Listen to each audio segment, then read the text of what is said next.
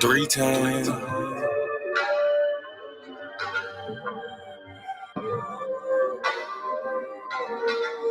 4 times.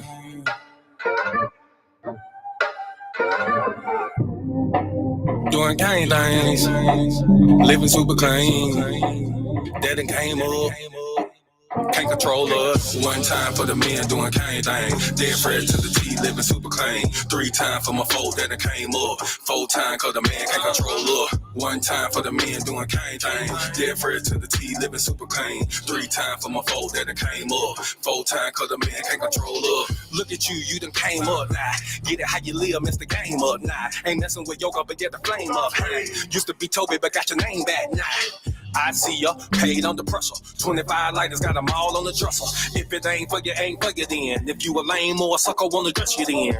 Grown up now, bump the childish ways. Got a wife and a bunch of kids to raise. Punch a clock side, hustle or a business you endure to ensure that all the bills is paid. Slow clap for your homeboy, could've turned out like your homeboy. Been on the same block, cooking up the same rock on the cell block lot with your homeboy.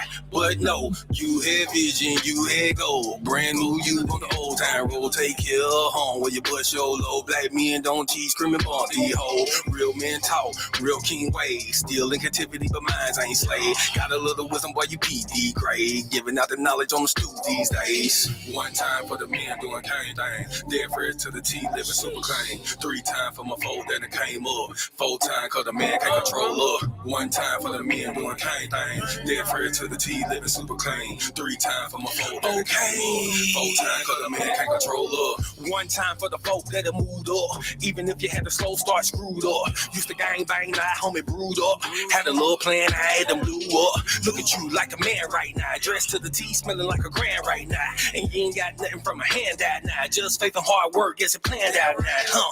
You could've took a bunch of dusty roads. The hand dealt with a bunch of cards to fold. To stay hot while the world is freezing cold. The same plot, but the story's never old. Slow clap for your kinfolk. Could've been asking what your info. Prosecutor could be trying to do you in for the 2020 twins, so you passing out the info. But no, you had purpose, you had plans. I ain't throwing nothing, I'ma say these bands won't impress y'all, don't need no fans. That ain't my God, who is that man? This real men talk, real king ways. Still in captivity, but minds ain't slave. Got a little wisdom while you peep these grades. Giving out the knowledge on the stoop these days. 1 time for the men doing cane thing. Dead Fred to the T, living super clean. 3 times for my folk that came up. 4 times cause the man can't control up. 1 time for the men doing cane thing. Dead Fred to the T, living super clean. 3 times for my folk. Shalom and shalom, sisters and cousins, and praise the Lord. Saints, it's your favorite housewife, Miss Mono. Shalom and shalom. How are you all this evening? Your Maya, shalom, sis. Thank you so much for joining me. Thank you to everyone joining me. If you're on the IG, please head over to the YouTube. You can join us at Miss Mono's World or at Monologue Magad. We would love to have you. Shout out to my audience on the Saya TV. I hope you're enjoying your evening as well. Listen, stay on the Saya TV. Pick up the phone, right? Head over to the YouTube or Facebook and join us in the chat. Monologue Magad over to the side over here, ladies and gentlemen.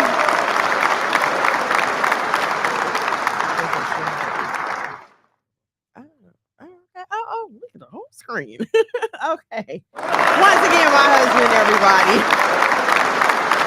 Thank y'all so much for joining me. Listen, I know I don't get to thank you guys during the show, but I definitely wanted to take a moment to thank everyone that has donated to the efforts here at the House of Mono. I don't know if you can tell or not, but we have a new camera now. We are making improvements. Let me just add that Monologue Magad paid for this camera out of his pocket. So please, please, please help me show him that, you know, he is not spending his money on me in vain, everyone. House of Mono.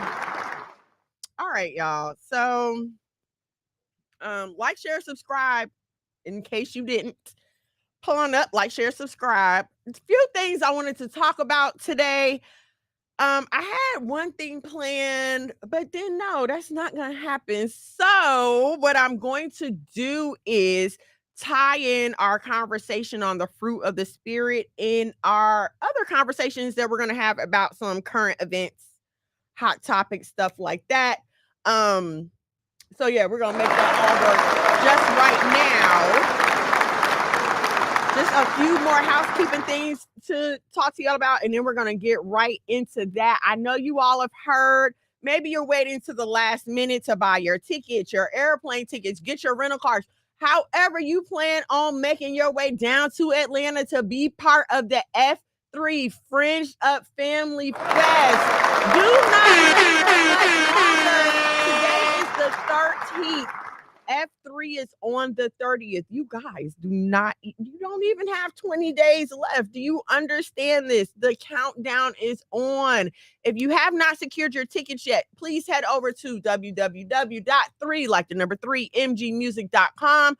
Tickets are $10 online, 20. That's right, 20. They double at the door, okay? Kids getting free under 12. We do have like unlimited kid zone wristbands for them. So don't worry, they will be occupied. You're not going to have to worry about trying to entertain them and enjoy the show. They will be fully entertained. www.3, like the number 3, mgmusic.com. All right. Once again, I am the lovely Miss Mono, just in case you're new here. If you have not, or you are not following me, you have not subscribed to my YouTube channel, please do so. Even if you're at Monologue McGad right now, that's okay. When this is over, head over to at Miss Mono's World. Hit the subscribe button. There's content on there that you won't see anywhere else. My real life content, my day in the life vlogs, stuff like that. So like, share, subscribe, follow, all that good stuff at Miss Mono's World. And I cannot forget the man in my life that makes it all possible. If you are not following, please head over to your socials and give that man a follow. All right, so the first thing I wanted to talk about is something that caught me totally off guard, right? I know everyone has been seeing these AI baby things, right? Where you post your picture and it gives you the picture of what your future child is supposed to look like. And everybody's been doing it. Like one of my kids did it, and I was like, oh, look at the little, it's so cute, whatever. They ain't gonna let us have nothing. This first of all, fair use. Do you know that they took down my video from last week because of my Love and Hip Hop Atlanta clip? I'm so hurt about that.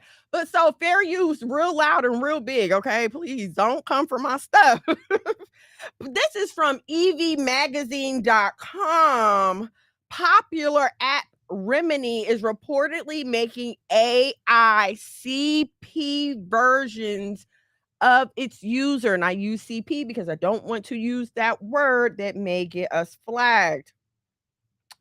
In the article, it talks about how, TikTokers have been blowing up this app. Everybody's using it, passing it around. However, a few users have reported that when they've uploaded their images, the child's body that's attached is not appropriately clothed. There are a few people on Twitter who have reported this. It's what can you say about that? It's surprising, but then again, it's not surprising. You know what I'm saying? When you think about the fact that God had spoke of men's thoughts being constantly evil. You cannot have anything these days. Someone is going to try to find a way to pervert it. That's just so sad. But if you want to read that article, it's on EV Magazine, EVIE Magazine.com. Hold on a second. Let me get to these comments. I don't know what people. So yeah, and that's the thing with the whole AI conversation, right? Because once you release your image, But then again, haven't we already been dealing with that? Like there's already a movement online for parents to be more careful about how they share their children's images because people have been taking these images and creating inappropriate content with it, or they've been using these images for inappropriate reasons. You know, what do you do? Like what do you do? And I'm not totally opposed to it. Like you gotta, you know what I'm saying? You gotta play around, you gotta have some fun, you gotta enjoy life. Shalom to Light Hebrew Magazine, shalom to Shalom. You have to enjoy your life, right? You can have your joy in life. Um, but what price are you paying for it? I don't know if you guys have seen this new AI feature, but there's a feature where if you point your phone at a wall, a monster appears. I'm messing with that.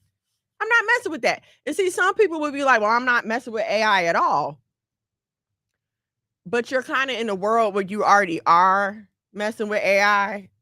The algorithm itself is AI. I mean, the matrix itself, I don't know how to I don't know how to say it to somebody that doesn't realize it. Um, and this is something that I had talked about before, whereas we're caused to do certain things. We're not necessarily made to, right? Like nobody's, forcing you to take part in the internet. But nobody's forcing you to take part in the internet. But to do just about anything these days, you have to. You're going to have to encounter the internet at some point, no matter how much you may not want to. For the imagination of man's heart is evil from his youth, neither will I again smite anything evermore. Amen. All praises. Right, exactly. And even back then, so how much worse, right? And we know the Bible tells us that there's nothing new under the sun. So this stuff has been going on. I just want y'all to be wise out there, especially when exposing your children to things. Monitor what your child is doing online. Like we have every block that we can think of, and you try so hard, you do so much, but these people are gonna try. These people are gonna try. So you just have to be even more vigilant. Okay.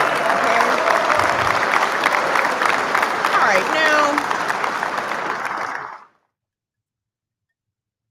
these next things we're going to discuss are going to tie into the fruit of the spirit, how we display them in our lives, things like that. Okay.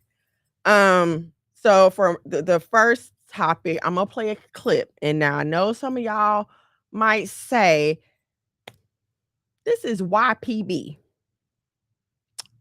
You know what I mean by YPB. And yes, it is YPB, okay?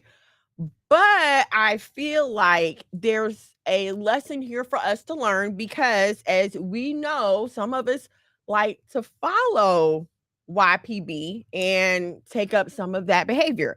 But no. So I'm going to play this clip and then we're going to talk about it. I don't know if you guys are familiar with Jonah Hill. But he was in, oh my gosh, what was that first movie he was in? Super Bad. Was he in Pineapple Express? I don't know, but most recently he was in You People on Netflix with Lauren London. Okay, so he's, been in a few movies, done a few things. I tend to like his movies. Okay, so recently he's been accused of emotional abuse by an ex-girlfriend. I'm gonna play the clip because they're gonna read the text messages and then we're gonna talk about it. I want to talk about this. So Jonah Hill is going super viral. Let's put this up on the screen. So basically, you know Jonah Hill, the actor? Yeah.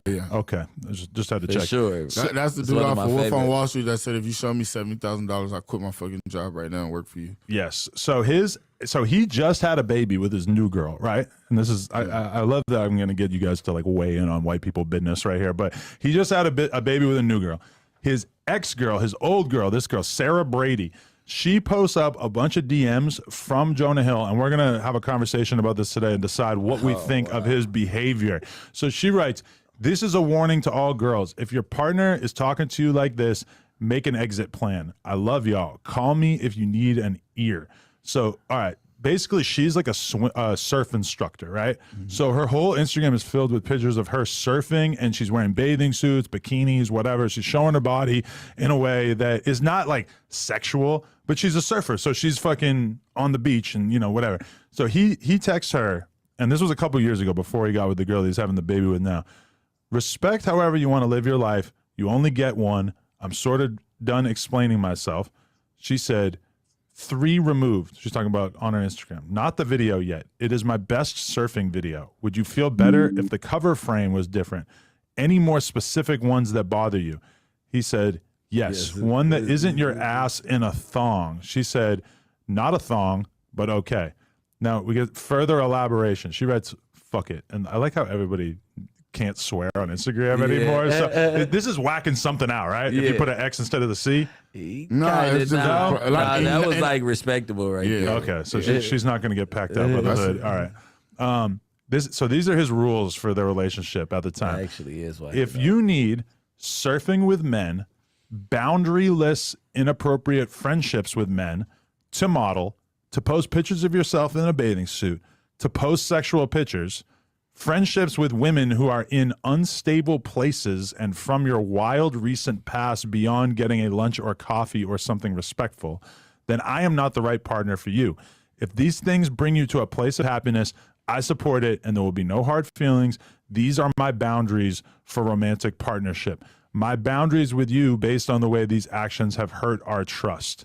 So basically, I've seen 2 different sides of this from people, which is that some people feel like this is okay. So let me first clear up my acronym because I just figured y'all might know. I don't know, but YPB is white people business, and I don't want to get flagged, so I didn't want to say it. But my husband just walked in here and told me that nobody had any idea what I was talking about. So YPB, white people business. There it is. Okay.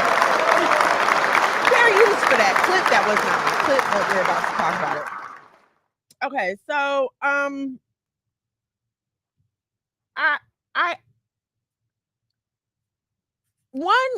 you can't miss the fact, okay, that she waited until he's having a baby with someone else to release all of these text messages all of a sudden. Okay, that is not missed on me. And then the allegations of emotional abuse.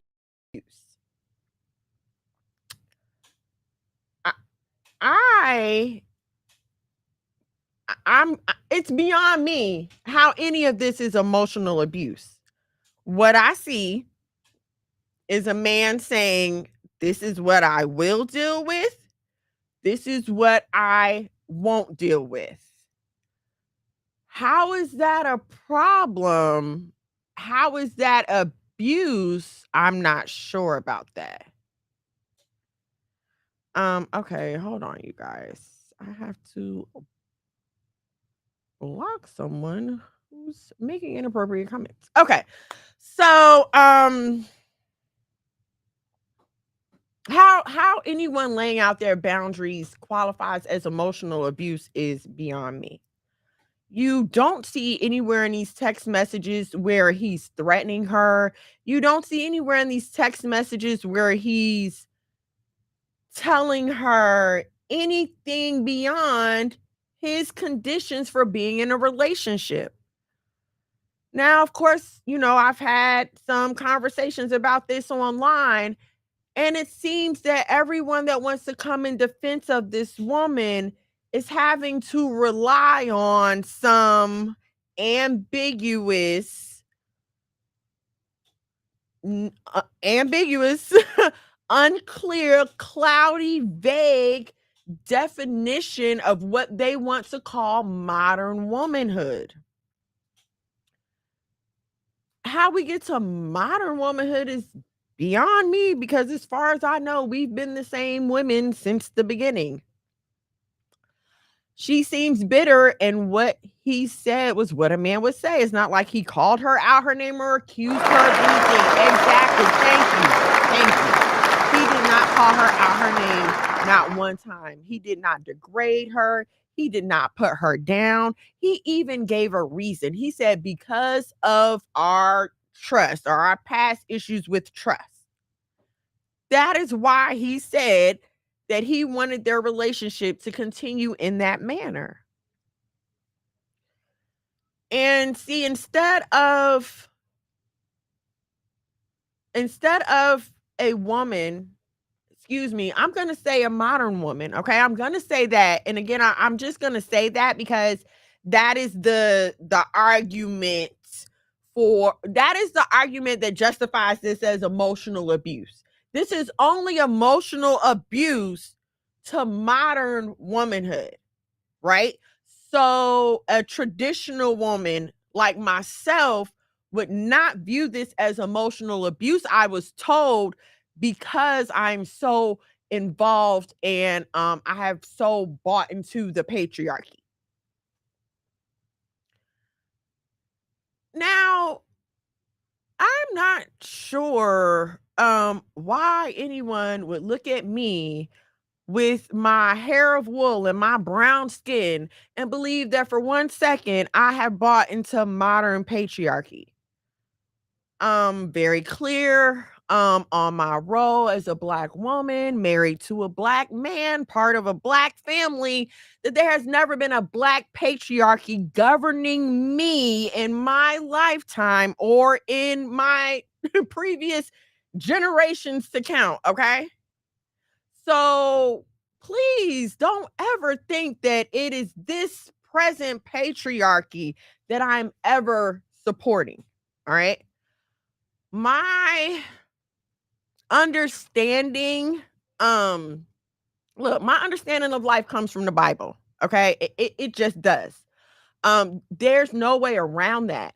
And one of the things for me, it's like, if we don't even agree on the Bible as a foundation, where are we going with this conversation? Okay? Because to have to come up with a new term to justify why you feel you're being abused means that it's not really abuse. It's just something that you don't agree with. For example, if I called you right now and claim that my husband was abusing me, you would ask me, well, what has he done to you? I would have to give you an answer that would line up with abuse. Where is the emotional abuse in these text messages? And what's even more startling is in this is that we live in a generation of women who will sit in your face and read down a list of things that they want, don't want, will accept, won't accept, will and will not tolerate, will and will not put up with, will and will not do for a man. So is that emotional abuse? I don't know. Let's get to these. Let's get to the comments. King 7, Shalom, Shalom. Shaba, I'm a single female born in the 90s. I don't see any emotional abuse. Modern women just want to play victim, and it is what it is. It's the oppression Olympics, right? And they used to say this about black and brown and indigenous people, that, oh, they're just trying to see who can be the most oppressed and who's going to be able to claim the most hurt or the most prejudice.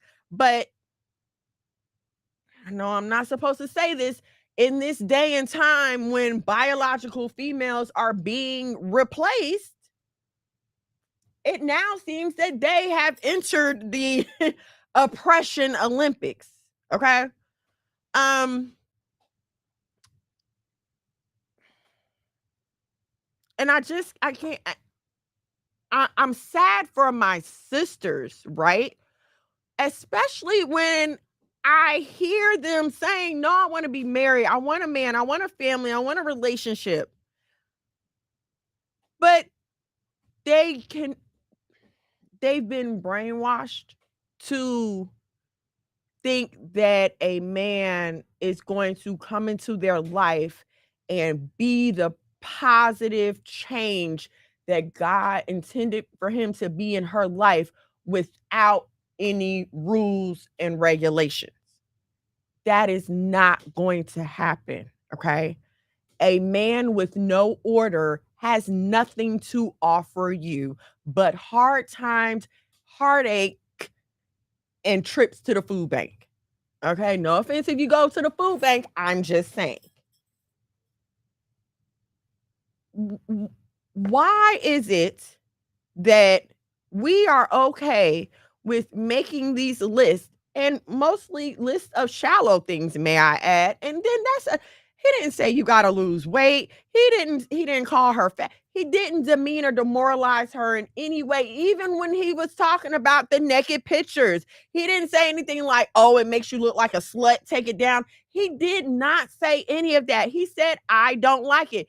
And then furthermore, he said, if this is what you need to be happy, good luck. Go on with that. What more how much more opposite of abuse can this man get than to tell this woman, if this makes you happy, go ahead and do that? Is that not what you're supposed to do? They got me confused with that one. Brianna, shalom and shalom, sis. Thank you for joining me. Like, share, subscribe, turn on your notifications so you know when we go live here at the House of Mono. Listen, if you like what we have going on here, you're feeling what I'm saying, $1 or $2 will do. And I thank you so much in advance. $ the House of Mono. Shalom and shalom. If you are on the IG, please head over to the YouTube at Miss Mono's World so you can join in the conversation on YouTube. Thank y'all so much for being here. Okay, so like I was saying, like this, he did the exact opposite of abuse. Okay, this is what I like. This is what I don't like. And if you don't listen. And this is why I was saying to y'all before, don't ever ask a man to marry you. Don't ever ask a man to take on the responsibility of you, okay?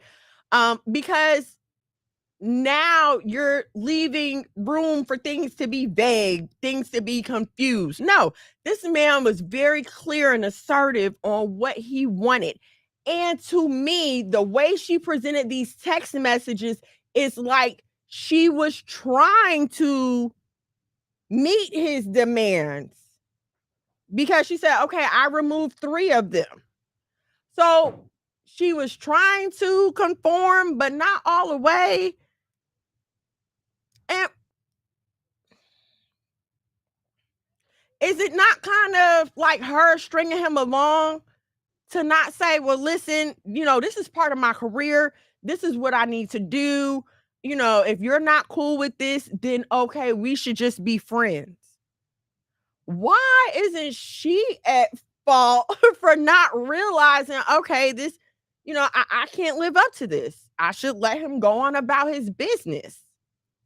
As gracious as he was to her, right? He said, if that makes you happy, going about your business. Why can't she give him that same grace?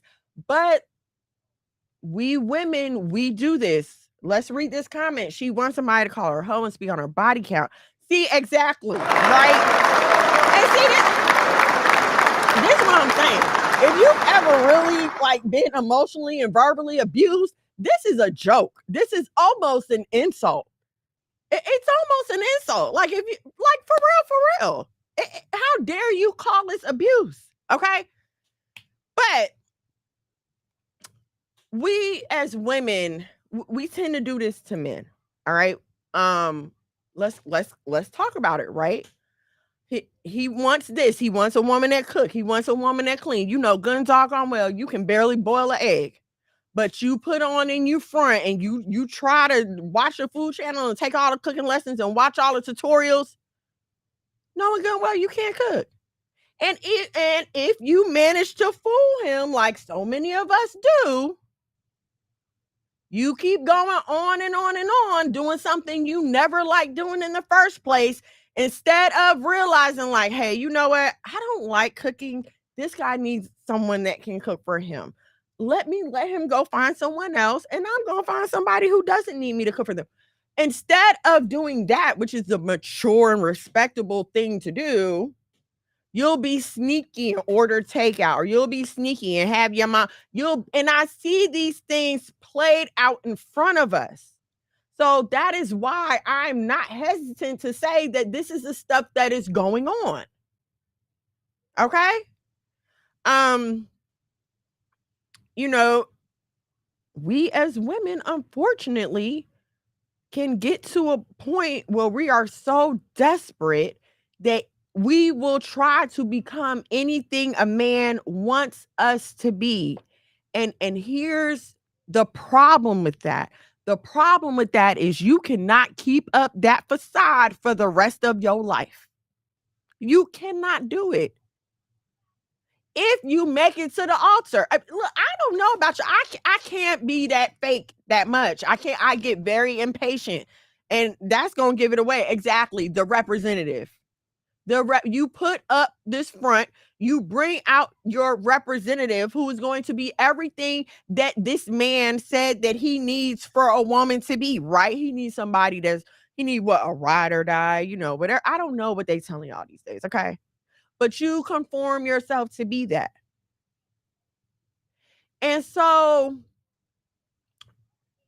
we see this man putting out his conditions, a woman who tries to conform a little bit, but doesn't really want to conform, right? But now that he's not willing to put up with that, it's abuse, okay? It's kind of like when we create relationships in our head, all right? This man has told you 50 million times he does not want to be in a relationship, okay? Or even if he has not come out and rightly told you he doesn't want to be in a relationship, if you feel like you know him well enough to be in a relationship and he's not there yet, then he don't want to be in a relationship with you. I don't know if he's maybe not saying the with you loud enough, but it's there at the end of the sentence. And we need to start acknowledging that. It's emotional abuse when we won't see what a man is saying. And what I mean by see what a man is saying is because now this situation here, this man wrote out a text, like he's in therapy. So, you know, in therapy, they teach you to communicate and all this good stuff. So he had the communication skills to go down and write out this text message. Some men do not. Okay. Some men are not that clear. Some men are not that concise. They're not going to sit down and write you out a text message. I've told you before, like sometimes they just go along because they don't want to hurt your feelings. They may not want to just come out and dump you because they may care about you just a little bit. So they don't want to hurt your feelings too bad. So they're hoping that you'll get the hint. What do you mean hoping that I get the hint? He'll stop calling. He'll stop taking you out. He may try and say crazy things to you. Like, there are things that a man will do. And this is what I mean by seeing what he is saying. Don't listen to the words. See what he is saying by his actions. Like my good sis here just said, actions speak louder than words, especially when it comes to men. They are not creatures of speech. We were in the middle of a huge order not too long ago, and something really good had happened. And I had asked my husband, I was like, aren't you happy? And he was like, I'm happy, but I can't really get into it right now. I need to stay focused on my work. And that was just like a very real moment for me because like I get to relax and unwind and enjoy what's going on. And he doesn't get to do that because that's going to take his focus off of his job as a husband, as a father, as a provider. Okay. And so that was like an eye opener for me. Sometimes they can't sit down and have that conversation with you that you want them to have. Okay. Sometimes the words are not going to come out the way you may want them to. Sometimes the feelings are not going to be expressed the way that you feel they should be expressed, but that does not make them any less valid. You understand what I'm saying? Just like a love language, okay? Your love language might be quality time. Your mate's love language might be acts of service. No one's love language is any less important than the other.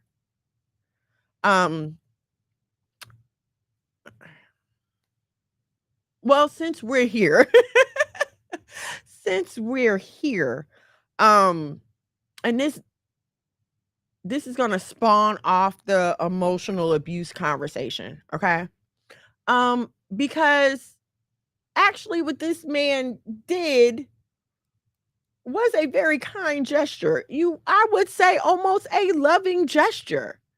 Instead of leading her on and letting all this tension and emotion build up and one day snapping on her, lashing out and really causing a problem, he laid out his rules for engagement from the very beginning. And we can take a lesson from this in our lives, okay? When we look at how God loves us, right? Because does he not lay out the rules of engagement from the very beginning?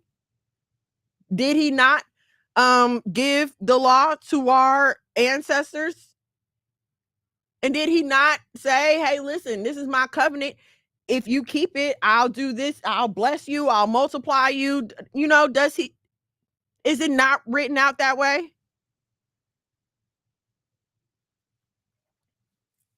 But we won't look at that as love. We'll look at that as bondage. You'll call that emotional abuse because you won't let me do what I want to do. You know, we're like a bunch of toddlers who keep walking toward the pool even though our parents are trying to save us from drowning. The thing about a toddler is you don't know you're going to drown when you go into that pool, but your parent does. That's the same thing with us as children of God. We don't know that we're going to drown when we get into that sin, but our Father does. Jonah Hill knows he's going to drown if he stays in a relationship with a woman that carries herself like that. She doesn't know it. She doesn't know the danger she'll be in if he continues living every day angry with her.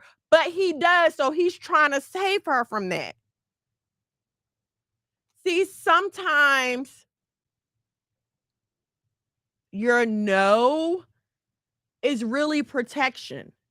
And, you know, I'm going to say this, and I know, you know, listen, I am in no way trying to infantize grown women, okay?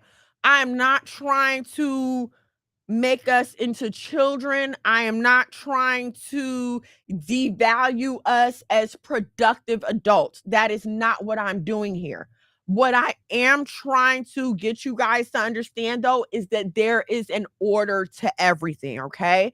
If you've ever been in a supervisor or a management position, you know how important it is to the overall goal for everyone to play their part. That is why you as a supervisor give the people below you their assignments and make sure they get done. And then you take that to the other teammate, and now everyone can put their work together, and look what we did. But if the people under you, now you're the supervisor, okay? If the people under you that are supposed to be doing their part of the work are all throwing temper tantrums and claiming that, oh, you're making me work when I don't want to, and this is mean and this is restrictive, nothing ever gets done.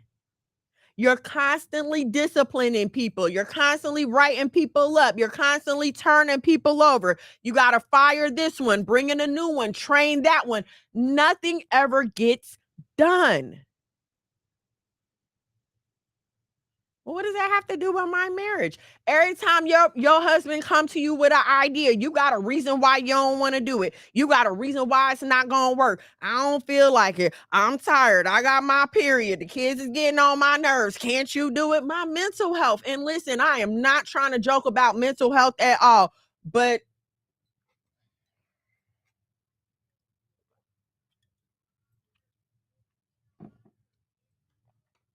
and that's all I'm going to say, because I don't take mental health as a joke at all. Please understand that I don't, okay? But what I also have a hard time dealing with, I have a hard time dealing with people who just lean on that as a crutch and try not to get any help, okay? It's one thing if you're bothered, you're sick, you don't feel well, and you don't know why. Okay, but now that you know the issue, let's work on solving that instead of just wallowing in it and staying there. You understand what I'm saying? All right, let's get to some of these comments. The Most High's love is unfailing, but he has conditions. And it's straightforward too. The Most High does not cut any corners. He made it plain and simple. No room for any misunderstanding at all. Yes, you have to push through it. You have to push through it. Again, I'm not talking to everyone, okay? If you know that listen, when it comes to mental health, and it's just a little sidebar, pray and medicate, okay? If you need medication to make it through, please do what you have to do to put yourself at ease, okay? But also, all right, the Most High is the provider of everything. So please pray and lean on him too. All right, so yeah, that's what love is, very upfront. All right, it's not gonna cut any corners. It's not gonna lie to you. And I don't think a lot of us want love for real. We don't. Because like my sis mentioned, even God's love is not unconditional. Okay?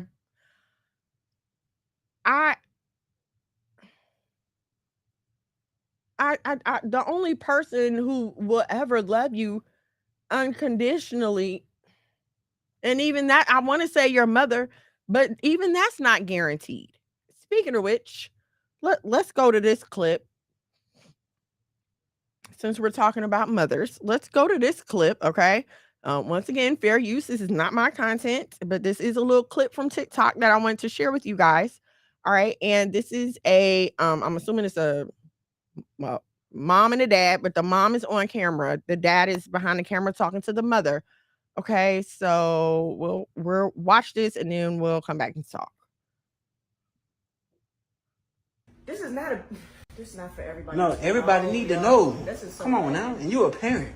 You know what I'm saying? Parent too. Yes, I don't know. want our kid no more. I'm sorry. What? You don't be here. You don't be here taking care of her. You don't be going through all the stressful stuff that I be going through. I want to go out. I want to go to the club. I want to travel. I want to be able to get up at 2 a.m. and go hang with my friends if I want to do it. You don't be nowhere to be found. What? I'm working. What are you talking about? Doing what? And you sound real selfish like that. Saying that. You sound real I'm alone. selfish. You're supposed to be her father, and I'm alone. I am her father, and I am here with her. So where do you be at? Because you might as well be an absent baby daddy, and I might as well put you on child support. Oh my God. To be honest. Well, where the baby at right now? With your mother. With my mother. Yeah, because you want to sit here and put a But you camera in my told me face she was to going to argue be here with you. Why would she be here with me when I don't want her? Oh my God, you sound real selfish, man. I don't even understand how we even going through this right now. Because you don't be here. I gotta sit there and bathe your child every night. But that's what you're supposed to do. I gotta sit here and listen to your child cry about her father not being here every night while I gotta put her to sleep. I gotta sit here and take her to the doctor when she's sick. I gotta sit here and take her in and out the store with a big car seat. Her car seat almost as big as me. That's heavy. You don't be nowhere. I gotta take her in and out the store.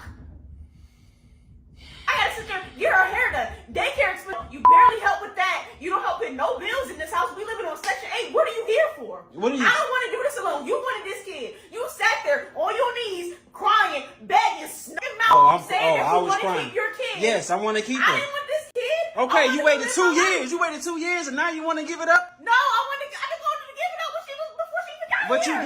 you didn't. Okay, because you said you was gonna be here. Oh, all right, and I'm here. So why we going through this? You're arguing with me, but you're not here when it counts.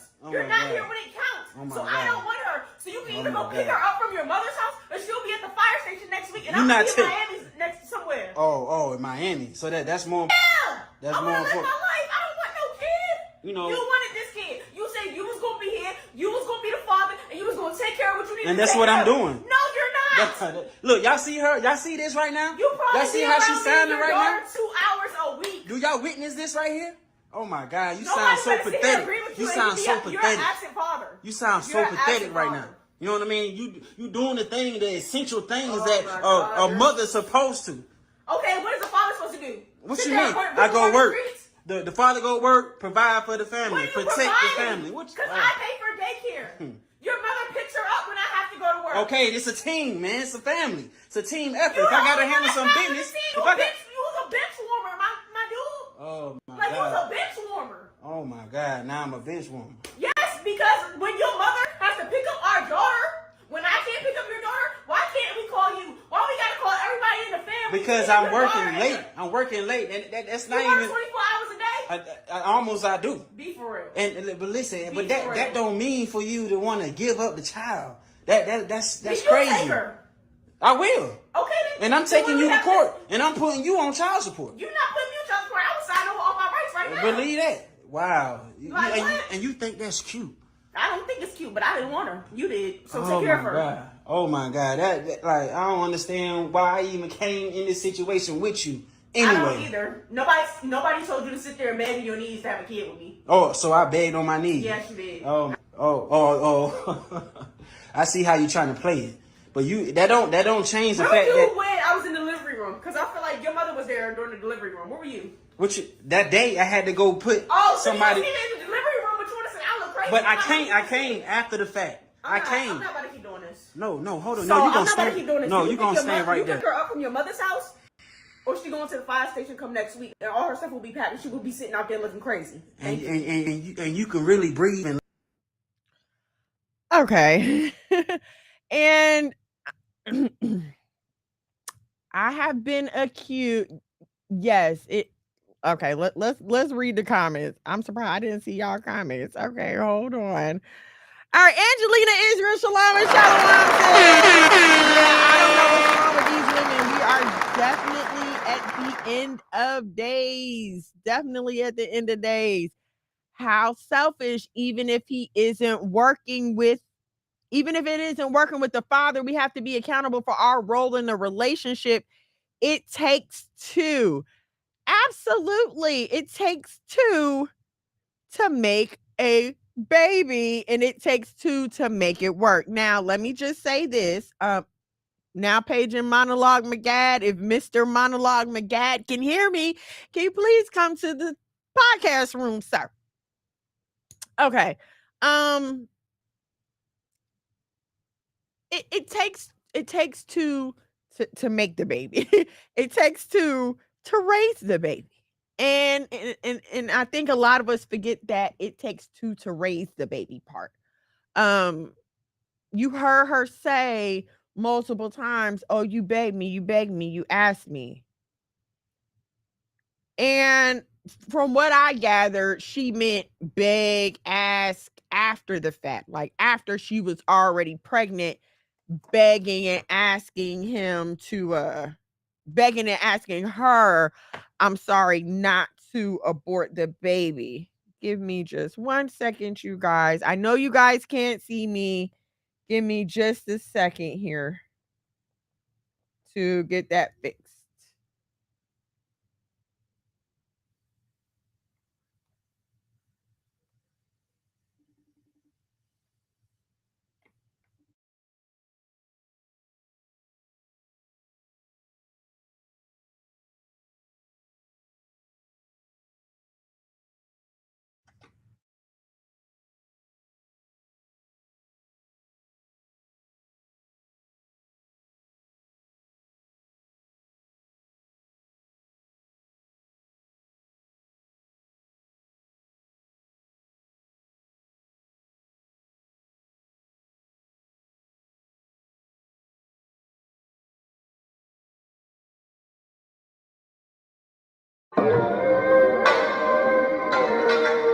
One time.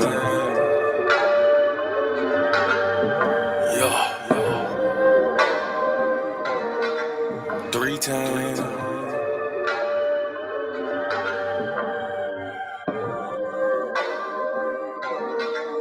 4 times.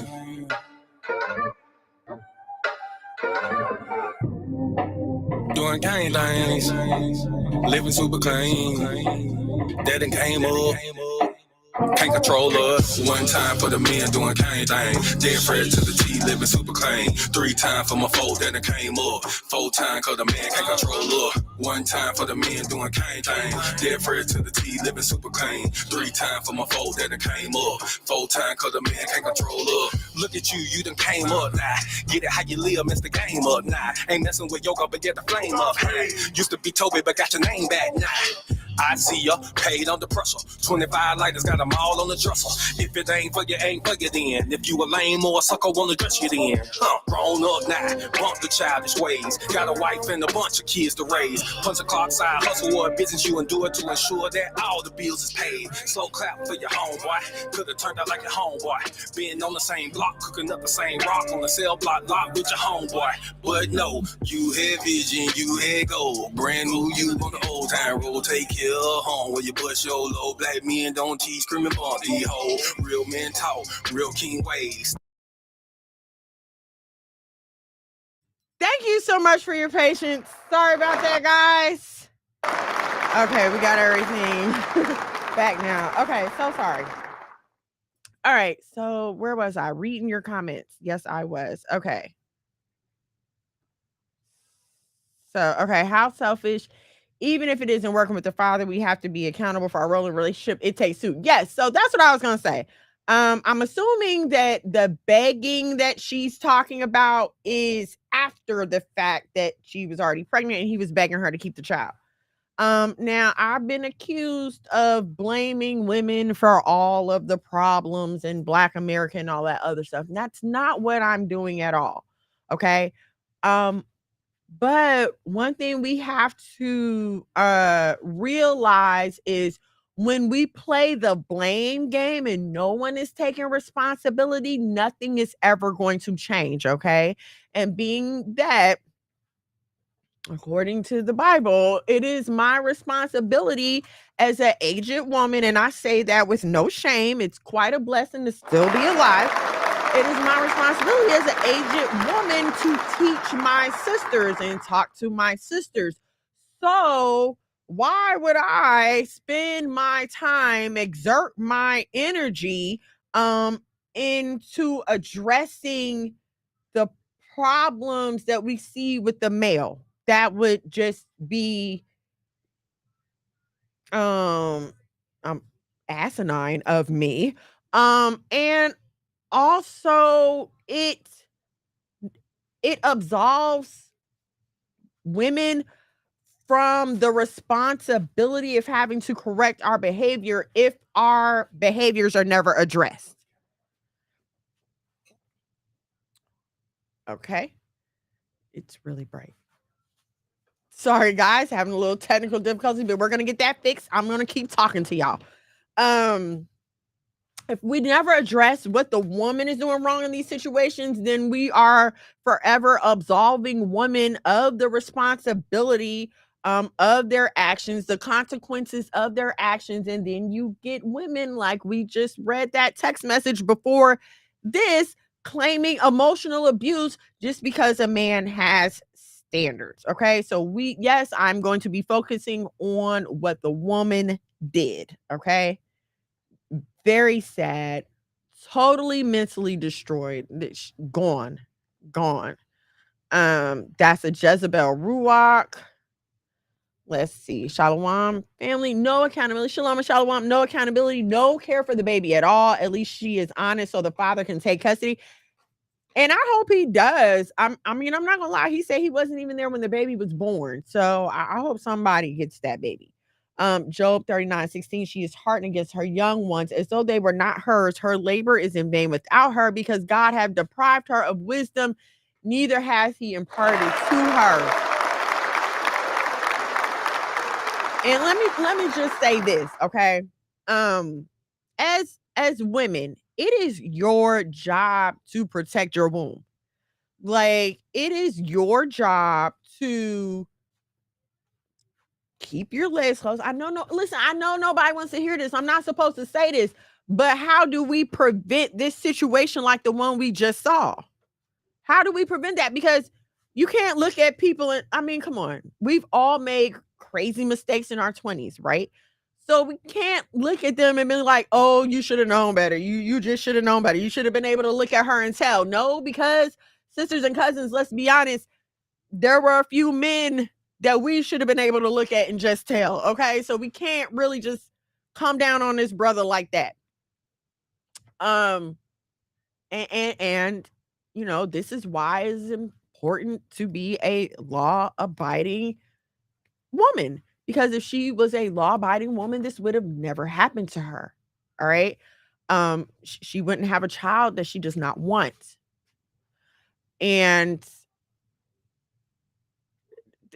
see, this is a kind of thing that's it's like the solution to the solution to the problem is to never sin in the first place. You can't, like she's talking about just dropping the baby off at the fire department, right?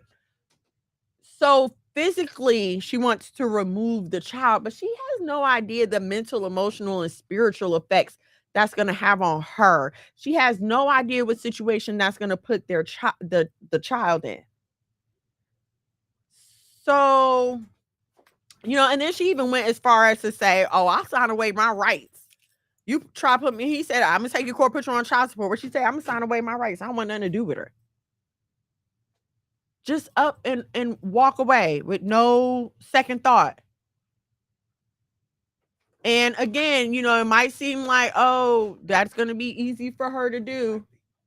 That's going to be easy for her to do, but I guarantee you it's not as easy as she thinks it is, okay? And yes, of course, men, yes, of course, protect your seed, but ladies, protect your womb, okay? Because guess what?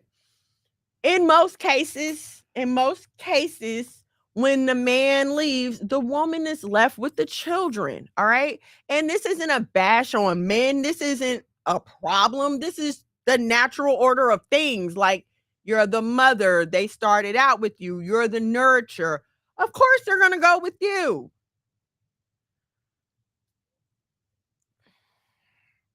And this is the problem with not thinking things through, making conscious decisions. This is the problem with when it just happened. It just happened. You just end up pregnant by this person who you don't even really like. And now you've got to deal with this for the next 18, 20, 21, however many years.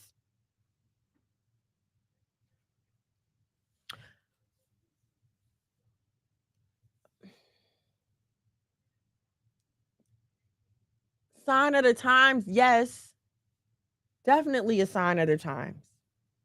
Like, she doesn't even care about her own child. Her own concern is herself and living the life that the world has told her that she should be living right now.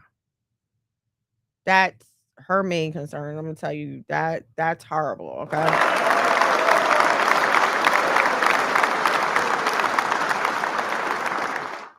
But to go along with that, and at first I was trying to find a clip, and then I was like, no, I don't need to find a clip for this. We all know what twerking is. Okay. So I want to talk about the twerking at Essence Festival. Now, being a child of the 80s and a teenager of the 90s, I very much remember Essence Festival as being a very classy, sophisticated music event in the summer.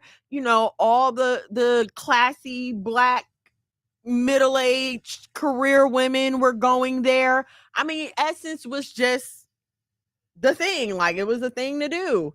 It wasn't ratchet. You wasn't going to Essence Fest to hear Uncle Luke. You twerking did not happen there. This was a sophisticated, esteemed environment. Well, they done invited Janelle Monáe and Megan Thee Stallion, and it has turned into a soft porn show. Okay. Breasts were shown, women were called up to the stage to have a twerk boot camp. Okay. And so let me say this, right? When we talk about love, and you talk about setting a standard, okay? Because the assumption is if you're coming to me with a list of rules and standards, you have a comparable list of rewarding standards or attributes about yourself that's going to make me keeping your standards a balance. What do I mean by that? You hear a lot in relationships where people will say, "Oh, my husband feels like it's all about him. You know, it's all about him. He just focuses on him. Everything is about him, him, him." The way a relationship is supposed to work, and I'm saying this because I live it. The way a relationship is supposed to work is you are supposed to be the other's priority. Okay. I am my husband's priority. My husband is my priority. So we both feed into each other. We feed into each other first. We are each other's main thing. The bulk of everything that we do, everything of our energy goes into each other. Our marriage is first. Okay. Am I saying it works out perfectly every time? Absolutely not. But the principle is if I'm feeding into you and you're feeding into me, neither one of us should feel as if our cups are empty. Okay. So if I as a woman or you as a single woman, okay, am coming to a man with a list of standards saying, I need you to be 6 feet tall, I need you to have a degree, I need you to be making at least 500,000 a year or whatever number y'all throwing out these days. You come with this list, right, of standards. Now, when you are exacting these standards, are you twerking in public while exacting these standards? Because the two behaviors don't go. The two behaviors don't go. And I feel again, this is a very bad out of the thousands of side effects, if you want to say, of us not being taught the truth about the love of God. If we would have been taught up front that, listen, this is what it takes. This is what it takes to love God. And this is what God does because he loves you. Then you will understand that love really is transactional. It really is an action word. What do I mean by that? Listen, sidebar, okay? I'm not really in the best place with either one of my biological parents right now, okay? But one thing that my mother will always have, and one thing I will always have to respect her for, the love that she did have and she did show, she cared for my needs. She made sure I had a roof over my head, clothes on my back, food in my belly. I was clean. I wasn't, you know what I'm saying? I wasn't out here going to school in dirty clothes. None of that. She cared for me. That is love, okay? Now, on the other hand, my father cannot say the same thing. And what do I mean by that? He never put any effort into our relationship. There wasn't an effort even made to come and visit or to have me come in. There was no effort. His love was just words. So how would you feel if God gave you the law now and said, listen, this is what you have to do, okay? I'm going to be busy over here doing what I want to do. This is what you have to do. That's abuse. That is abuse right there. Okay? That's what we don't understand. That's pimping. That is pimping. That I can't think of a better way to put it, because what does a pimp do? A pimp tells you, listen, this is what you have to do. This is where you're going to go work, and I need you to bring me X amount of dollars at X amount of time. Does the pimp have any obligation to the hoe? No, I mean, I guess to make sure she don't die, but does he really care about that? No, I don't think that he does. I could be mistaken. That's what that is. Okay, but that's not what the Most High is giving us. All right. And I know a lot of times we're told that, oh, our man's love should model God's love for us, but also, ladies, your love for your man or your future man should also model God's love. It should also model that. Now, is it going to be the same type? No, because his love is protect, provide. Your love is nourish and comfort. Okay. So no, but it should have the same exacting of standards. Because I love you, you're not going to go without a warm meal. Because I love you, I'm going to make sure you have clean sheets on your bed. I'm going to make sure your house is comfortable. I'm going to make sure your clothes are clean. You understand what I'm saying?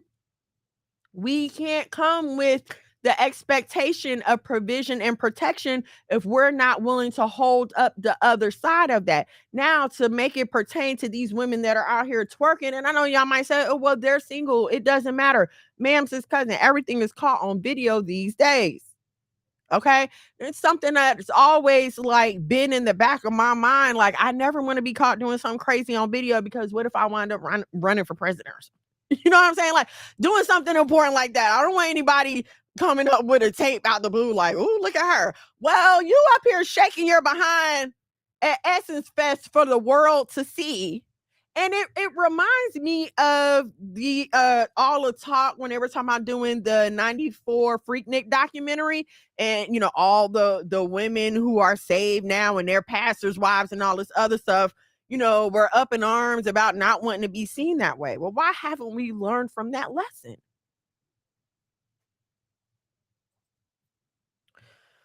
We tend to come from lines of women that don't like to be truthful about their past.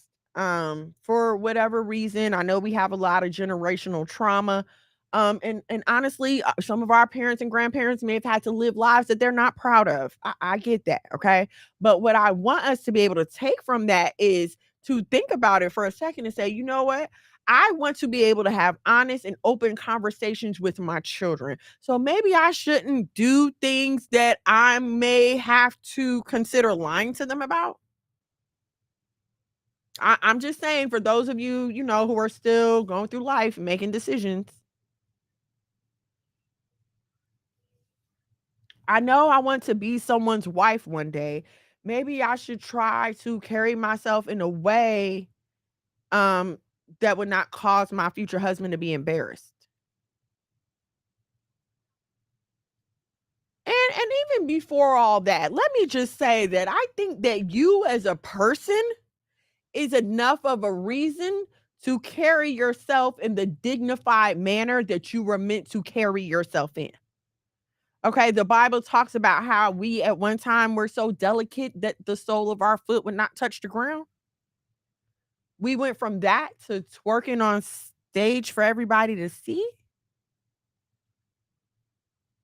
And I'm sorry, it does not miss me as a owner of multiple dogs who have seen the mating process multiple times. It does not miss me how these women are offering their behinds to the world.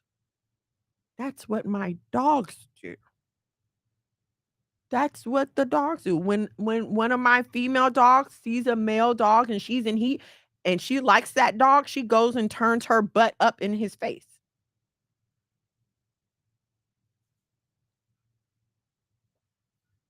I know I'm not supposed to say, "Are you comparing me to a dog?" Well, no, not you, but your behavior.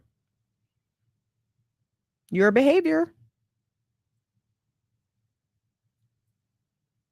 But then you wanna have all these standards? Because I bet you one of those women will climb right off that stage and tell a man why he can't take her out for ice cream. Let's get into that one. It's not a it's not a clip. It was a tweet that I saw. Hold on, I'm trying to find it here.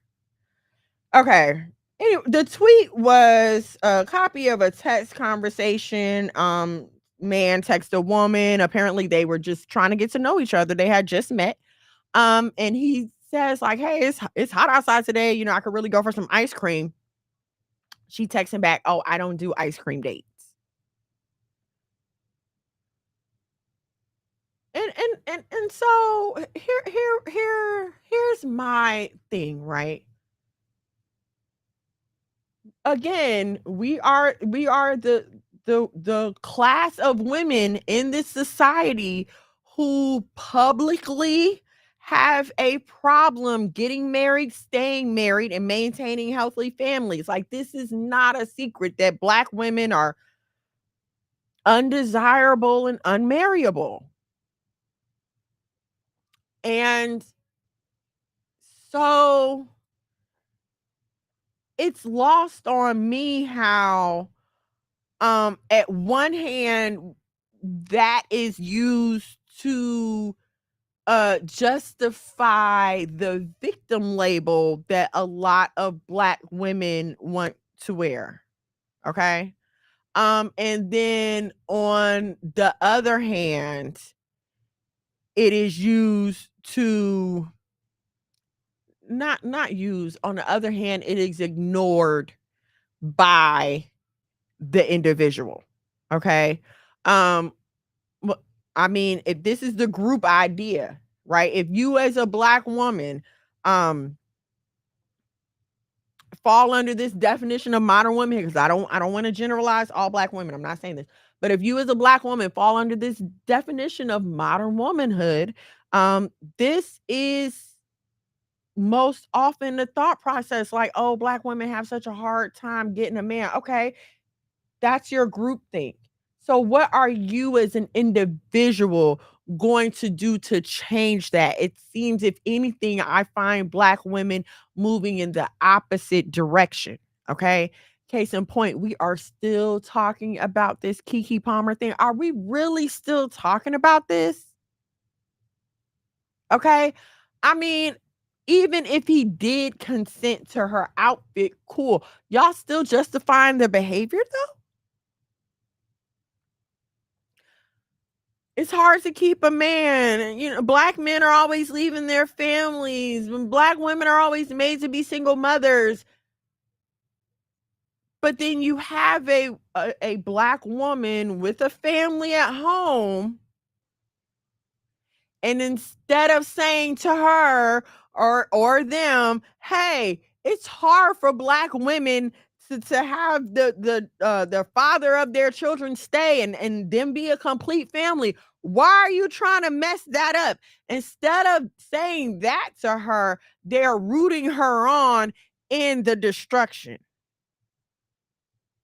Rooting her on in the direction that's going to lend one more voice, one more statistic, one more antidote. So now when they come to someone like me trying to live a Bible-based womanhood, now they have this horrible story that they can tell, of course, without telling the whole truth.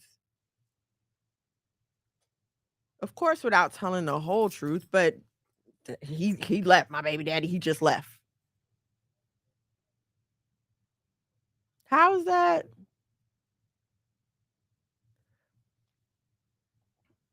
And here what I'm saying. I'm not saying that love always feels good. It doesn't. It doesn't.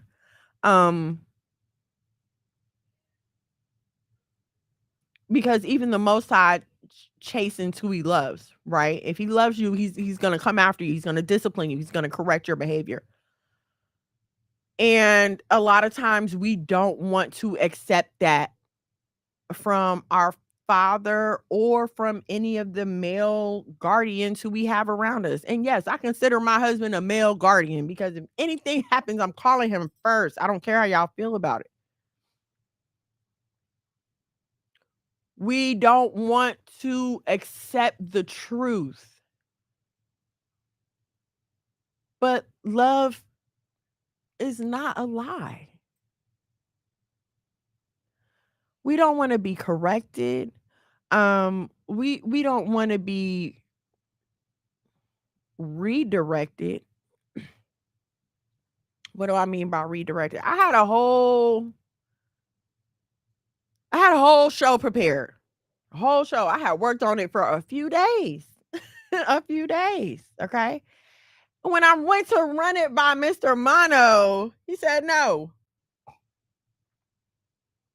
I said, "Oh, okay. Let me think of something else while I'm at the nail salon."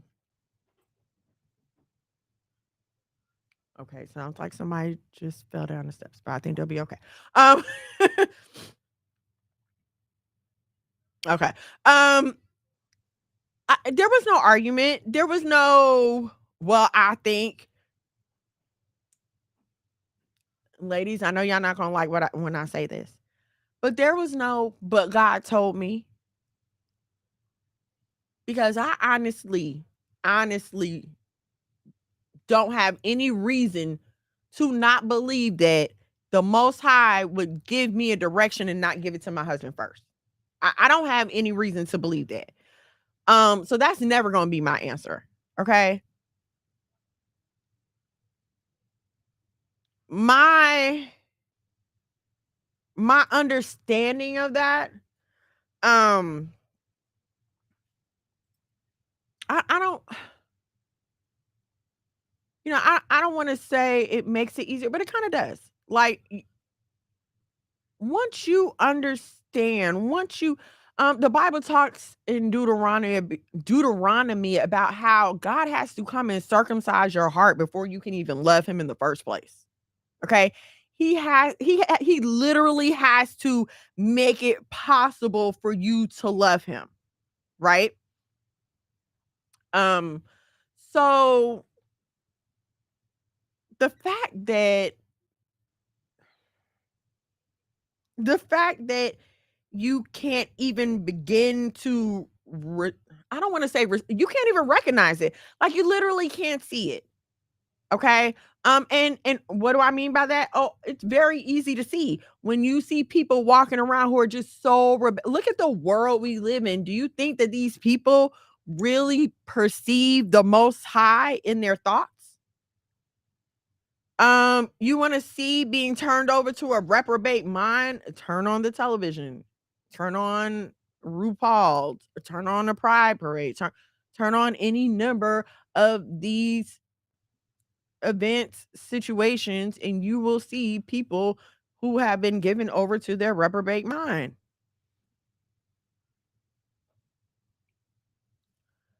The fact that you can even love the Most High is a gift.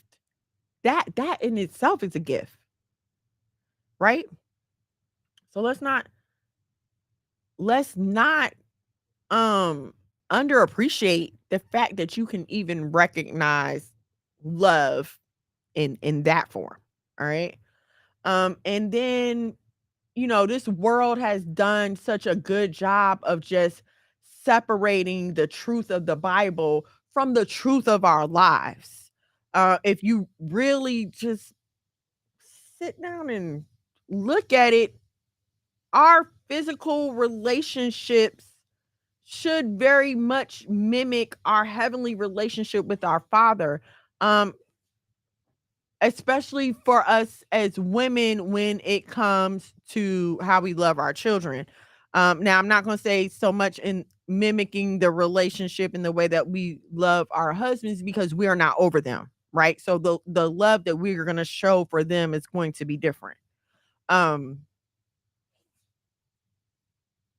But in order, I'm going to say this, in order to understand how a man should love you, I wholly believe that you should understand how God loves you first, right? Because in a generation of fatherless daughters, what other comparison do we have? I didn't see a healthy marriage growing up, so what do I have to compare my marriage to? And I believe that's a situation for a lot of us. I think for most of us, we didn't grow up seeing what we wanted. We grew up seeing what we didn't want and have just been trying everything in our power to not mimic that, right? But in not mimicking that, okay, what am I supposed to be doing? Right? I mean, like, we understand, like, okay, if I don't want to get wet, I don't get in the pool, right? But I don't want to end up, you know, divorced single mom. What do I do about that? I don't, you know, I don't know how not to go that way. And that's what I'm trying, that's what I would like to, that's the gap I would like to help fill in here. Okay. So even in, and I know I've been kind of all over the place, y'all. Please forgive me, but it's, I'm working on it here. Okay. I want to, again, I want to present practical examples of biblical living, right? And so even when I come with these stories, it's not about the people. It's not about the people in the story. It's about the behavior that they're displaying. And I even thought to not talk about the twerking and essence thing, because in my mind it's like, that's the world. What do we expect of them? But the fact of the matter is, I know a lot of y'all, not y'all that's listening, but others, others out there who are faking the funk and exhibiting some of this same behavior in public while claiming to be in the truth. And now, come on. You'll exhibit this same behavior, but then wonder why you can't get a man, wonder why you can't get married. I'll never forget, me and my husband were at a housewarming party, and I don't know what song came on, but all of the women, and I mean every single woman there, ran in the house to start twerking. I couldn't believe it. I couldn't believe it. I don't care. I don't care if it's other married couples there. I'm not twerking in front of another man. I don't care if that's somebody else's husband. I am not shaking my behind in front of another man. But none of these women had a second thought of that. And they were all married.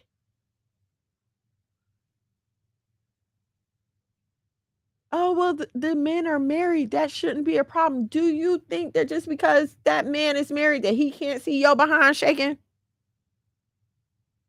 Do you think that something happened? And this is what do y'all think that something happened to men that just because now you're in their lives, all of a sudden they don't see anything anymore? All of a sudden, all women are ugly to them, and you're the only one that looks like anything, and you got the biggest butt. And come on, that's just not reality. Okay.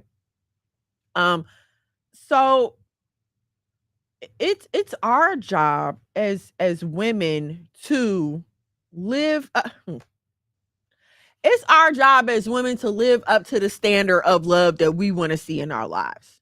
Oh, thank you, Lord. I think that's a great way to put it, because again, love is action. Love is not just words. And what do I mean by live up to the level of love? Okay, well, how do we love God first and foremost? That's first and foremost. We can't even talk about loving ourselves if we don't have our relationship with the Most High straight.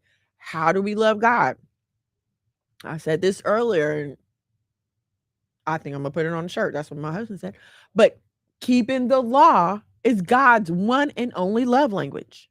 There's nothing else that you can do. And here's the miseducation of American church. Oh, I'm going to raise my hands in praise and worship. I'm going to sing a song. I'm going to say, I love you, I love you, I love you over and over again. And this is my, what do they call it? Your lip service. This is my love offering. But no, what he said was keep my commandments, right? Not that we aren't to praise and worship. We absolutely are. I feel like it's very essential to my mental health. Okay. Prayer and worship is essential to my mental health. All right. And a lot of y'all might need it too. But so I like to think of prayer and worship as the gifts to the marriage. What do I mean by that? You have your everyday things that you do in your marriage, right? Your husband, he goes to work, he pays the bills. You cook, you clean, you take care of the kids, you wash your clothes. You know, y'all do y'all family thing day to day, right? But then there are the gifts of the marriage. He might bring home flowers. He might give you a gift. My honey bought me an Apple Watch and an iPad. You know what I'm saying? Like the gifts. So to me, for this illustrative purposes, the praise and worship are the gifts. Yes, it's nice. And believe it or not, it's essential to the relationship. It is essential to the relationship, but that's not the core of the thing. You can bring me gifts and not necessarily love me. I know y'all might find it hard to believe, but men do it all the time. Some of y'all sugar mamas do it too. People can give you stuff and not love you. It happens all the freaking time. Every day. Every day. Okay? So the gifts are great, but where's the love? Nothing else matters. Okay? Until you've got that love with the Most High, right? Okay? So now that we know how we love the Most High, any other love that you are trying to pursue in your life is going to be wrapped up in that. What do I mean by that? I am not, let's be clear, okay? I'm not an insecure woman. All right. I'm secure in my marriage. Like my husband keeps me reaffirmed, confident, flat-footed and sure. Like I will stand 10. I'll bet the bank on my husband. I have no qualms about doing that. I 100 times I'm betting everything on my husband, period. Okay. But I am fully aware that amount of faith in my husband is not just from the work of his hands. Okay. Don't get me wrong. This man does amazing things. But I know that what is going to keep him focused on me as his wife, what is going to keep him focused on our family and building our legacy is his love for the Most High and his heart to be obedient toward him. Okay? Ma'am, sis cousin, you can be flipping off the chandelier, turning the bed upside down, ripping him inside out, okay? But we are all humans. We all face temptation and sometimes we fail. Okay? And here's, I'm not saying that, oh, my husband will never mess up. I'm not saying like, oh, I would send him. I would never send my husband into a room with a naked woman. Okay. I'm no fool now. Okay. But when it comes to loving me, providing for me, doing the things that the Most High has obligated him to do for me as a wife, I know I can take that to the bank because I know his heart is first toward the Most High. See, I don't have any consequences for him. I don't have no consequences. He can go out here tomorrow and ruin everything, and there's nothing I can do in my own power. I can't beat him up. I can't do anything. All I'm going to be able to do is sit here and cry and try to figure out how me and my kids are going to get by. Okay? But I know that he fears the judgment of the Most High. So if for whatever reason he decides that she getting on my nerves right now, I don't even care what she's talking about. I know, like, have y'all seen this 2-step verification that Google has now? You put in the password and they send a text message to your phone. Okay, so I know I'm the password. And if he get past me, the Most High is a text message in the phone. Okay? So that's what I'm saying. Like, any other love you want, it's going to be tied up in being obedient to the Most High. Ma'am, sis, cousin, it's not easy to be a wife every day. I know some of y'all is, excuse me for talking to y'all like this, but I call y'all sisters and cousins. So I know some of y'all is just hot in the pants and you don't want to sin. Let's keep it funky, okay? Let's keep it funky. That's the reason a lot of y'all want to get married, okay? And I'm not mad at it. I'm not going to sit here and lie and say I haven't been there and didn't have those same thoughts. I'm not going to say that that wasn't a lot of the reason that I got married as well. But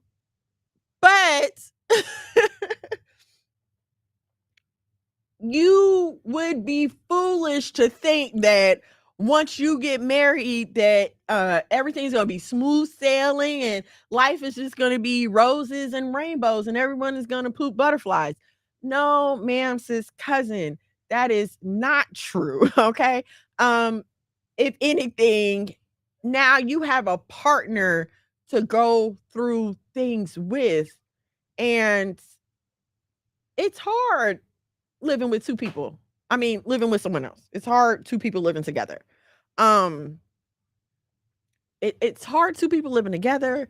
It's hard when you are not used to living with a man and you do. I know some of y'all might find that hard to believe, like, well, I can't wait to be married so I can do this, and that. Baby, it is hard to live with a man. Okay, especially when you're used to having your own space. One, when you didn't grow up with a man in the house, and two, once you've gotten used to your own space. And especially, I'm going to say three, in this day and time when we're taught that everything is about the woman and the man is really there to accommodate you. So you don't get a healthy perception of how to welcome someone into your space or even how to cohabitate into a space.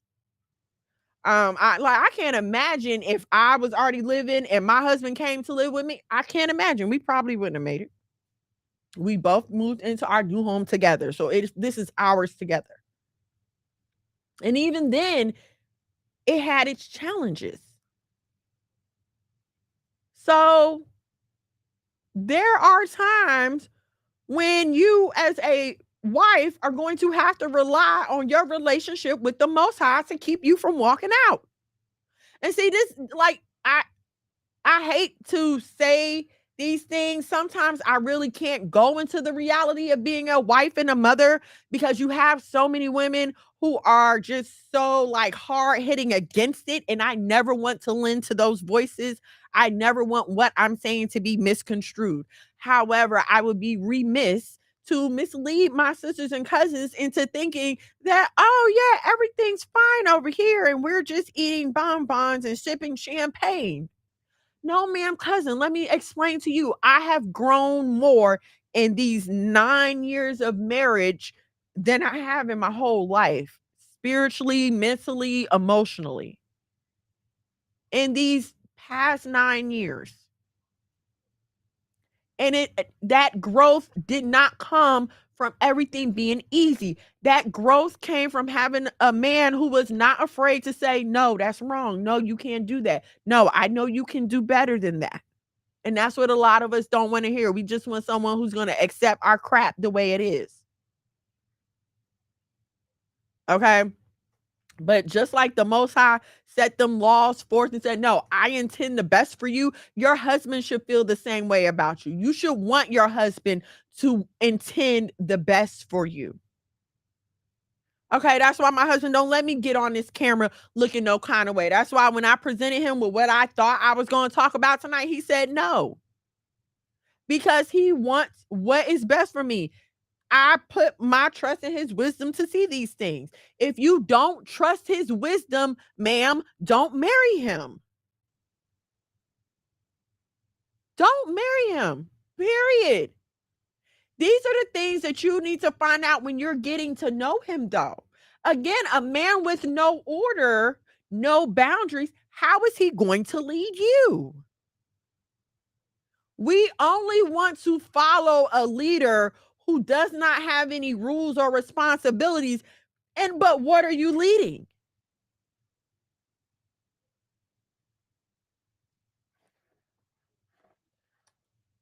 We want love, but we don't understand how to give that love that we want. Okay? And even when it comes to us relating to each other as sisters, right? And I know it's a hard thing. Well, let me shout out everybody on my IG first. Shalom and shalom to y'all on the IG. Like, share, subscribe. I know I've been talking for a minute, but listen, if you like what I'm saying, you like what we got going on here at the House of Mono, please, $1 or $2 due to the Cash App, $ the House of Mono. Thank you for those who have given already. Thank you in advance for those who will give. Shalom and shalom. All right, so rules. What? See, I forgot the last thing I was talking about. I know I was talking about rules and responsibilities. You can't lead without rules and responsibilities. Ladies, pay attention to how he operates in his day-to-day life and decide if you can handle that, okay? Don't ask the man how he feels about cleanliness. Observe his surroundings. What does his car look like? What does he look like? What do his clothes look like? What does he smell like? I'm not going to ask you what his house look like because I hope that you are not going behind closed doors alone with a man that you are not ready to lay down with. That is the same advice I give my daughters. Don't do it. You have no reason to. Let not your good be evil spoken of. Shun the very appearance of evil if you need, some biblical backup for that. But how many stories of SA and how many stories from the Me Too movement start with he called me into the room or I went into his hotel room with him? So, ma'am, sis, cousin, if you are not ready to lay with that man, there is no reason for you to be behind closed doors with him. Some of y'all probably shouldn't even be in the car with the man. You know yourself, okay? But so instead of asking, look around and see. And for my brothers that are listening, I will offer the same advice when it comes to these women, especially because, and I'm about to tell on us, but we have a way with words. Okay, we have a way with words. All right. So observe her though. Don't ask. Observe. Sis, don't ask. Observe. And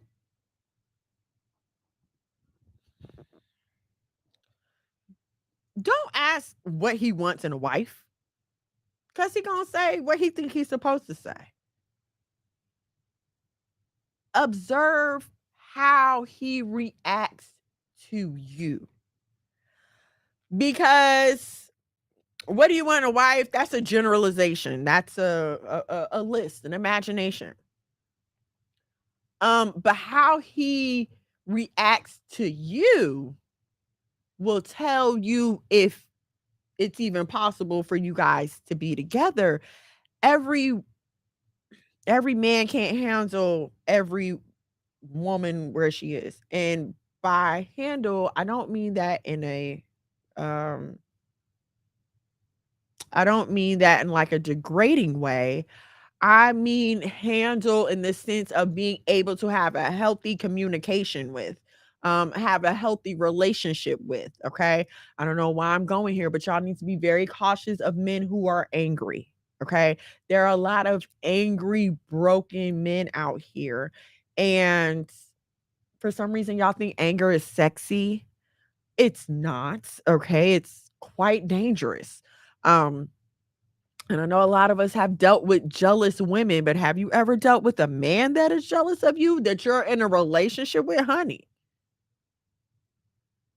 Will turn your life upside down and make it a living hell. Okay? So again, with your eyes open, making a full assessment before you make a covenant that you are not ready to uphold.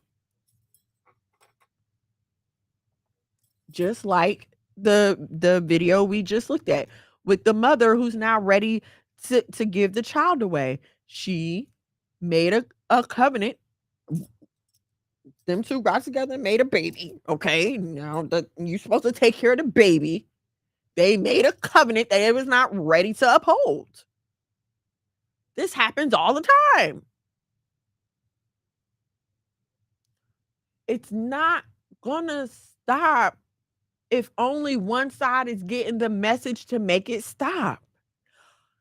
For years and decades, we've been men, stop leaving your families. Men. When are we going to turn around and say, okay, now we've been talking to them long enough.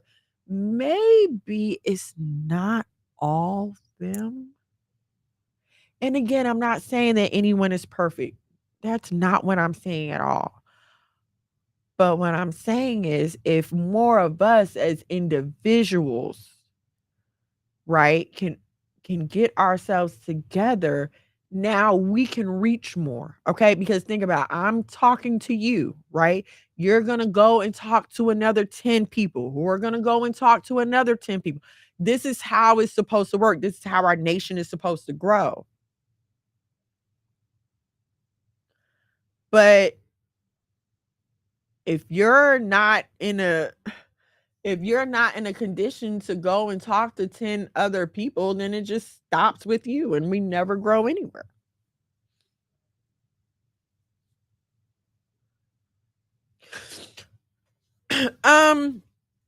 It's not up to us as women to establish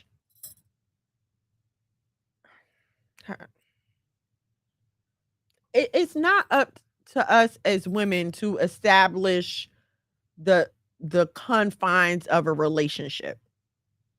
That is totally up to the man, okay? And I know I'm not, what do you mean it's totally up to him? It really is. It's his house. The house carries his last name. You change your last name to his. It's up to the man to set the confines, right? A man he already knows pretty much how he wants to run his house. Once it comes that time. Now, for you to have seen this man and his environment and how his behavior, but this is why it's important to take your time. What does the Bible say about proving a friend? Don't be so quick to credit a nigga. Okay, he took you to the Waffle House. That does not even qualify him as anything more than an acquaintance. I mean, no, you have to prove a friend. See a person through at least 4 seasons. What? Angry, happy, rich, and poor. And sick. 5. And sick. And see how they behave in those situations. But y'all don't give a nigga time to go through those 5 situations. You see him tomorrow, you want to jump on him next week, and then next month you're pregnant and you're crying, talking about why. When the fact of the matter is, if you would have been walking in love for yourself, none of that would have happened. And I'm not talking out the side of my neck. I have no problem admitting that if I would have been loving myself the way that I should have, I would not have made a lot of the mistakes that I made in my life. I wouldn't have. But I know I'm not supposed to say disobedience. I wasn't loving God. I was not. I was not. So how could I love me? And I know, that we preach self-love and how you're supposed. If you don't understand love, what it is, what it's supposed to do, then how can you live in it? How can you be it? How can you claim to exude it? Love is all you need, and God is love, and that's it. Okay. Define love, though.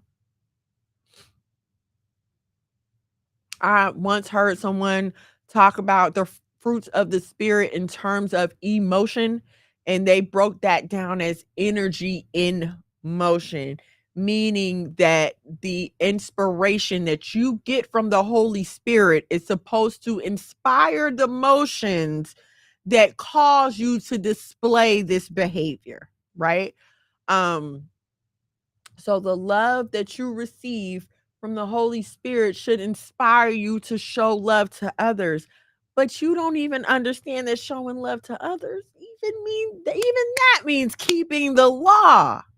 There's no way around it. You cannot love God. You cannot love God's people. You cannot love God's creation, and I mean yourself, without keeping the law. And before you go around talking about you want to be married, before you go around, can you obey the Most High? Because you're going to have to obey your husband. Okay, you don't want me to say obey. You're going to have to listen to, cooperate with, work with, get along with, however it helps you to say it in your mind. You are going to have to obey your husband. Now, I once he's your husband, I can't say anything. And that's what a lot of y'all don't realize. Because we thinking, "Oh, I can get divorced. This is nothing. We'll just break up if it don't work out." That's the way we're taught to think, right? How many marriages? Over 50%, well over. I don't even know what the percentage is at this point. I could just imagine. But the majority of marriages in this country end in divorce. The majority of your celebrity marriages end in divorce. The people that we've been taught to idolize in this society, they end in divorce. So what do we see all our lives? We'll go together, we'll get married, we'll have some kids, and then when we're tired of this, we're going to go and find someone else. And listen, no shade to people with multiple marriages. This is my third, okay? But if I had been loving myself correctly, if I had been loving the Most High correctly, I wouldn't be on my third marriage. I would have been with my one and only husband. Same for him, because we've known each other since we were 11. So, you know what I'm saying? Like, I would not have went through all of this stuff. Jane Dollars Drip, shalom and shalom. Hey, sis, thank you for joining me. I would not have been through all of those things. I wouldn't have had all that trauma to unpack. Dare I say, a lot of the arguments and strife that my husband and I experienced when we first got married, it wouldn't have been there because I wouldn't have had all that baggage to deal with. See, that I don't know if y'all y'all know I'm a battle rap fan, okay? There's this crew called Bags and Bodies. And it just really just made me think of that. Seriously, like every body you have leaves some baggage. And as much as this, and it's even so bad now, I don't know if y'all seen it, but they have over-the-counter birth control pills now. Over the counter. So you just walk into CVS, pick up a birth control pill. They are making it, you have no reason not to have sex now. And that's the way they've made it on purpose. If you ever get a chance to Google the is it the Theological Society? The Theosophical Society or something like that. I have to look it up. But they had like these goals that they wanted to reach for turning society away from the Bible. This is a real thing, okay? And one of the goals on there was to free women from the consequences of sex so they can enjoy sex just like men, because sex is the human being's greatest pleasure and they should be able to have it whenever they want to.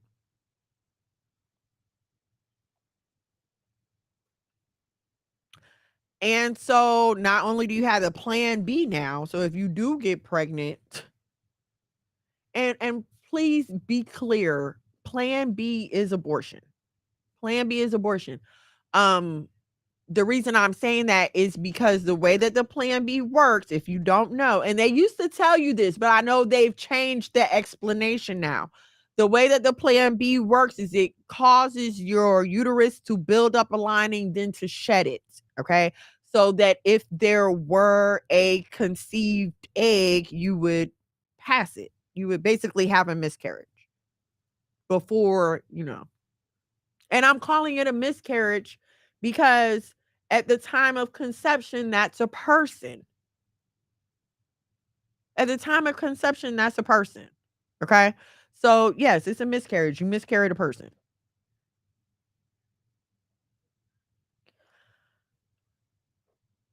We got to stop playing these games. And we have to be willing to look at the reality of things for what they are, even if we're the ones in the mess. You know what I'm saying? Like, even if you're you need to know what you're doing. And some of y'all might not like me for this. I don't know. I personally used to hate learning new things sometimes because like, dang, now I'm responsible for this information. So yes, now you're responsible for the information. I don't know why I'm saying this, but plan B is abortion. It's not a backup birth control. It doesn't just, oh, you just have a period and that's it. No, it's that. And so now they feel like they've made it possible for women to enjoy sex just like men. And that has been the goal the whole time.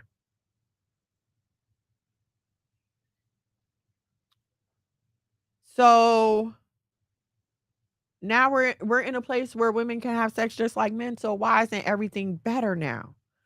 Where is the equality at? And I'm just worried for how misled we are. Like I saw a reel on Instagram and it was like two sisters and the sister was like, "Oh, well, if a man try to hit you, who you going to get?" And she went and got her little sister. I was like, "Y'all need to stop playing like this because as soon as a man hits you," and then sure enough, here came a woman replying, "Don't underestimate all women because we can do whatever a man can do." You say until he's beating your skull in, and now you want to cry domestic violence, this man hit me. And this is why there will never be equality. First of all, it's impossible. It is freaking impossible. We can never all have equally the same things. Are we all going to stand at urinals? We can never be equal to men. I mean, they're bigger than us. They have more muscle than us. Their hearts are bigger than us. Their blood volume is more than ours. Like, they are biologically built different. I almost hate the fact that we are grouped. Hear what I'm saying? I kind of hate that there's like a human class when it comes to scientific distinction. Because I feel like it makes way for all of us to be conglomerated like we are now. What do you mean by conglomerated? Now, well, you have men who walk around living, dressing, pretending to be women full time. Yes, I said pretending. But they do this full time. When the truth of the matter is, it's all play pretend, okay? It's all play pretend. But when you start grouping stuff together, this is what happens. This is, to me, why, in my personal opinion, I'm not saying this is Bible, but in my opinion, this is one of the reasons why it's so dangerous to be lukewarm. Okay? Because think about it. If it's hot, it's hot. I know what this is. This is hot. Everybody can see it's hot. It's hot. If it's cold, it's cold. There's no confusion. Everyone knows that this is cold. Okay? But when you start pouring everything together, some's going to say it's hot. Some's going to say it's cold. Some's going to say it's just right. No one knows what it is anymore. Okay, next week we're going to talk more about joy. We're going to continue. You know what? I'm not going to lie to y'all. I'm not going to say what I'm going to talk about next week. I don't want to lie to you guys, all right? I'm going to pray about it. And I'm going to see what the Most High has for me. It's not far from me that could have just been a Bible study for me. Maybe I myself was just supposed to look into the fruit of the Spirit. Maybe I need to polish up on my fruit. Hey, I can't say nothing about that. All praise to the Most High. I'll continue that study, and however I'm led, that's where we'll go. I'm going to stop posting topics. I really am. I'm going to stop posting topics. He's going to let the Most High move when he get here. Listen, okay. Just want to remind you guys, if you like what we're doing here at the House of Mono, you like something I said, $1 or $2 will do. I only got 4 minutes left. $ the House of Mono. If you have not secured your tickets for F3, please visit 3mgmusic.com. 3mg camera 2. I'm on 3mgmusic.com for your F3 tickets. Your sponsors, if you want to sponsor a family, that means you pay for tickets. We will give them to our platform hosts, like here at Why Boaz Don't Want Your Ass, Truth Be Told, NMP Ministries. We will give them away to Israelite families. If you want to donate to the cost of F3, the lights, the stage, the electricity, the all that stuff we have to pay for. If you want to donate to that, please hit the donate tab. That will be a separate donation. If you would like to be a vendor, please hit the vendor tab. Tickets are $10 on the website. They will be $20 at the door. Your kids will have something to do. Are you guys excited? Y'all want to tell them about the fireworks? Yeah. Head over to F3 for the fireworks. So yes, we have fireworks. That we're gonna do a great big show at the end of F3. We're super excited, and I just cannot wait for you guys to partake in all this. It is going to be amazing. If you receive your VIP invitation to the meet and greet, I look forward to seeing you there. Tickets will go on sale to the public for that soon. 3mgmusic.com. It's already on sale. 3mgmusic.com. If you want to get those tickets, please dress nice, y'all. Okay, it's a classy affair. Yes. So put on your good stuff. It's not.